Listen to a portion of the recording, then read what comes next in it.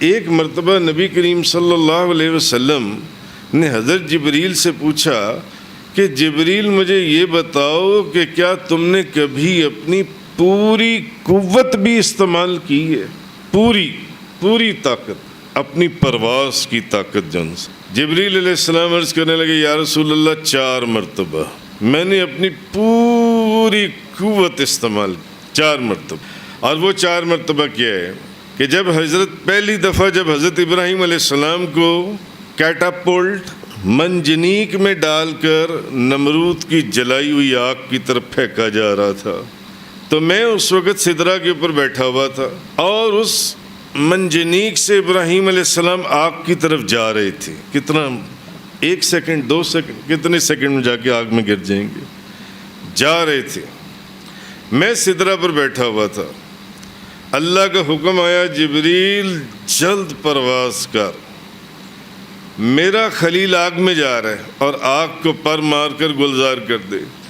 یا رسول اللہ میں نے سدرہ سے پرواز کی اور ابراہیم علیہ السلام کے آگ میں پہنچنے سے پہلے میں وہاں پہنچ گیا اور اس آگ کو میں نے گلزار بنا دیا۔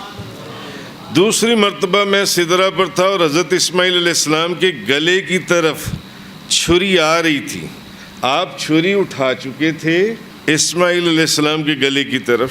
حکم ہوا کہ جنت میں جاؤ اور مینڈا لو اور وہاں پہنچو، فرمایا میں نے اپنی پوری قوت استعمال کر دی۔ تیسری مرتبہ حضرت یوسف علیہ السلام کے بھائیوں نے جب ان کو کنویں میں لٹکایا اور رسی سے باندھا اور ایک بھائی نے رسی کاٹ دی اور یوسف علیہ السلام کنویں کے اندر نیچے اندھیری اور تاریک تہ میں گر رہے تھے اس ویران کنویں میں، حکم ہوا جبریل کہاں؟ سدرۃ المنتہا پر، فوراً جنت میں جاؤ، تخت اٹھاؤ، میرے یوسف کے نیچے پہنچنے سے پہلے جنت کا تخت وہاں پر جا کے رکھ دو۔ فرمایا میں نے پوری قوت استعمال کر دی۔ اور چوتھی مرتبہ، اب یہ علامہ اسقلانی نے فتح الباری شرح صحیح بخاری کے اندر لکھا ہے، چوتھی مرتبہ غزوہ احد میں آپ صلی اللہ علیہ وسلم کا دندان مبارک شہید ہوا تو خون مبارک کا قطرہ زمین کی طرف گر رہا تھا تو پروردگار عالم نے فرمایا جبریل اگر میرے محبوب کے خون پاک کا قطرہ زمین پر گر گیا تو زمین جل کر راکھ ہو جائے گی، اس سے پہلے کہ وہ زمین پر گرے، اور وہ زمین پر گر رہا ہے، پہنچ وہاں پر۔ فرمایا یا رسول اللہ میں سدرہ سے اس کے زمین پر پہنچنے سے پہلے آپ کی خدمت میں حاضر ہو گیا۔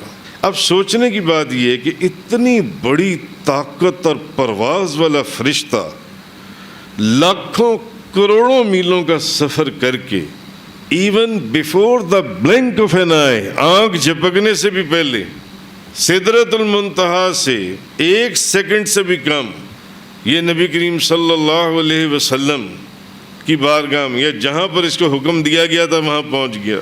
یہ فرشتہ معراج کی رات نبی کریم صلی اللہ علیہ وسلم کے پاؤں کو چوم رہا تھا،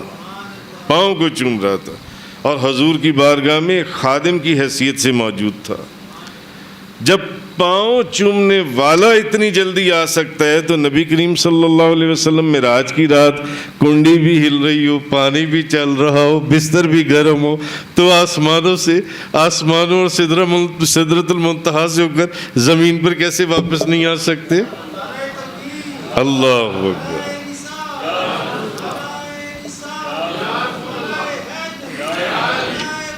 آہا